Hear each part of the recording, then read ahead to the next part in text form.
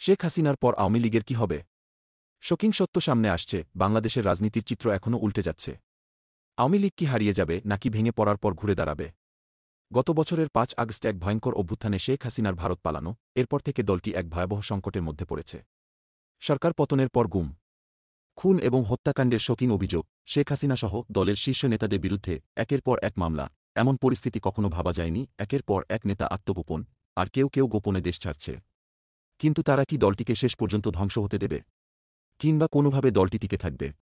কারাবন্দী হওয়া নেতাদের ঝুঁকির পরও দলটির রাজনৈতিক উপস্থিতি কি আবার ফিরবে? দলের শীর্ষ নেতারা এখন আত্মগোপনে কিন্তু পুনর্গঠনের এক হুঙ্কারের মধ্যে আছেন। কি আর বাকি? এক নেতৃত্ব সংকটের কারণে দলটির ভবিষ্যৎকে ঘিরে তৈরি হচ্ছে চরম বিশৃঙ্খলা।